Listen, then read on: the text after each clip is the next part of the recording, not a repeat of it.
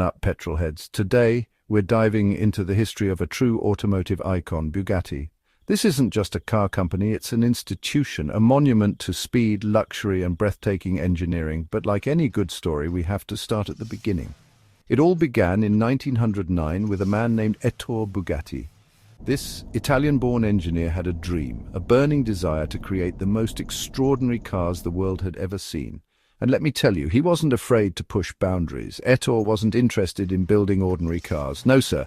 He wanted to create masterpieces on wheels. He wanted power, he wanted beauty, and he wanted innovation. And that's exactly what he did. From the very first Bugatti, you could tell these weren't your average machines. They were works of art, crafted with an obsessive attention to detail that bordered on the fanatical. Ettore Bugatti didn't just build cars, he poured his heart and soul into every single one. He was a true visionary, a pioneer who helped shape the automotive landscape we know and love today. Now, any gearhead worth their salt knows that Bugatti built some seriously quick cars. But back in the early days, they weren't just fast, they were practically unbeatable. I'm talking about legendary models like the Type 13 and the Type 35. These cars were absolute beasts on the racetrack, leaving the competition in a cloud of dust and exhaust fumes. The Type 13, introduced in 1910, was a revelation. It was lightweight, agile, and surprisingly powerful for its size.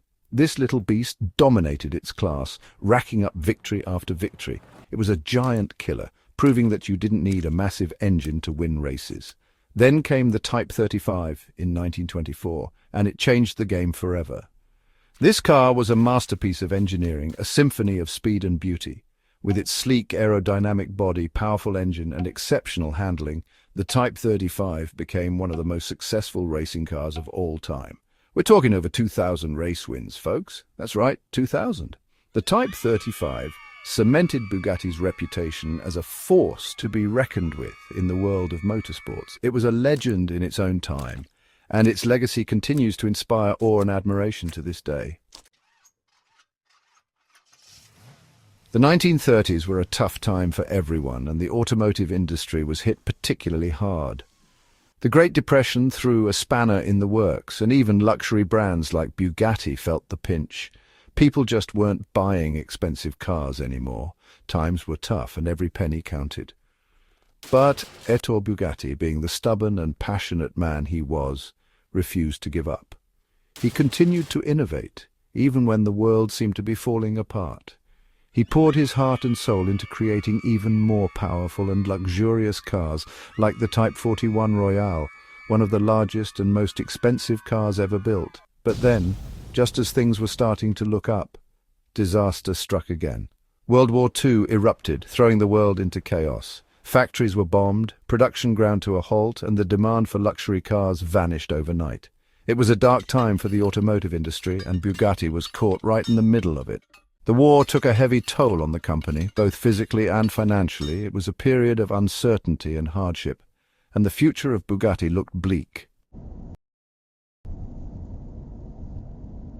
Section 4. A star fades Bugatti's post-war decline.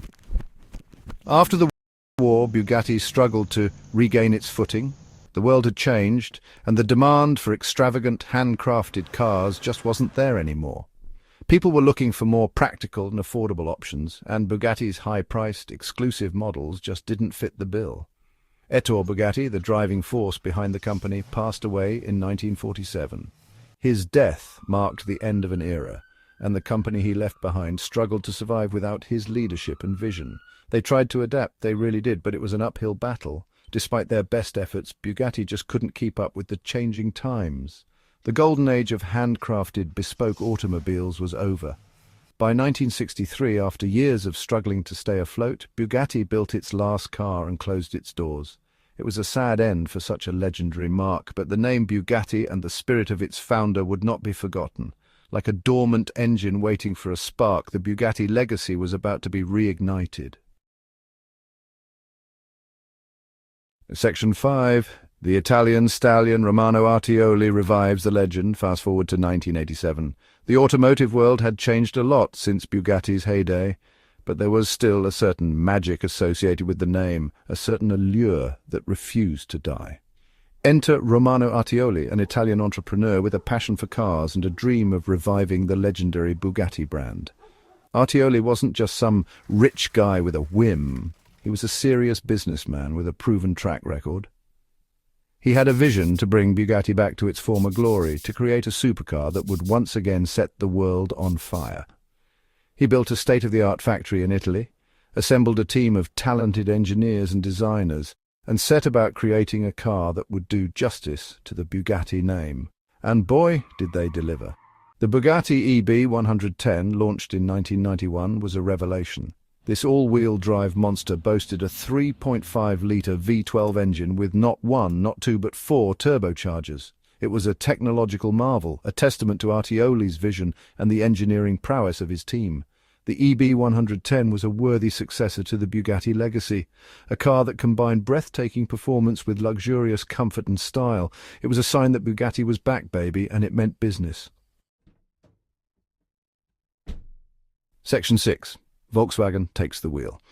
The Veyron era begins. Despite the brilliance of the EB 110, Artioli's Bugatti ran into financial trouble. But fear not, because a certain German automotive giant saw the potential in the sleeping giant and decided to step in. That's right. In 1998, the Volkswagen Group acquired Bugatti, marking the beginning of a new chapter in the brand's storied history. Volkswagen, with its vast resources and engineering might, was determined to make Bugatti the undisputed king of supercars. They had a vision of a car so extreme, so outrageously powerful that it would redefine what was possible on four wheels. And thus, the Veyron project was born. The Bugatti Veyron, unveiled in 2005, wasn't just a car.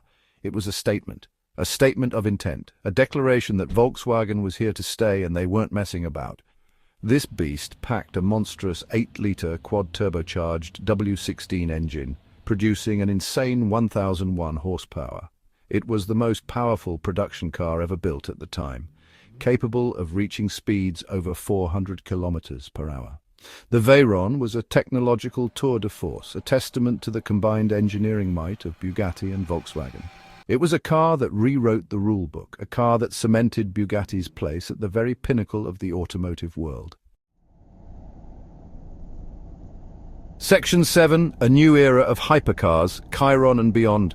The Veyron's successor, the Chiron, debuted in 2016, continuing Bugatti's legacy of building the most extreme and luxurious cars on the planet. It's more powerful, more sophisticated, and even more jaw-droppingly beautiful than its predecessor. This beast boasts a further refined 8-litre W16 engine, now producing an earth-shattering 1,500 horsepower. It's a technological marvel, capable of reaching speeds that were once thought impossible for a production car. But Bugatti didn't stop there. Oh no, they continued to push the boundaries of what's possible with special edition models like the Divo, a track-focused monster that's even sharper and more agile than the Chiron.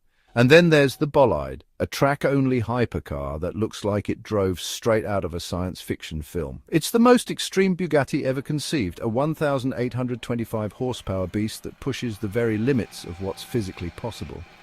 In 2021, Bugatti embarked on a new adventure, partnering with Rimac, the Croatian electric hypercar manufacturer. This joint venture marks a significant shift for the brand, signaling its commitment to embracing electrification and sustainable performance. What does the future hold for Bugatti? One thing's for sure, it's going to be electrifying. Bugatti is a brand that's constantly evolving, constantly pushing the boundaries of what's possible. From its humble beginnings to its current status as a technological pioneer, Bugatti has always been at the forefront of automotive innovation. And with its sights set on an electric future, there's no doubt that the Bugatti legend will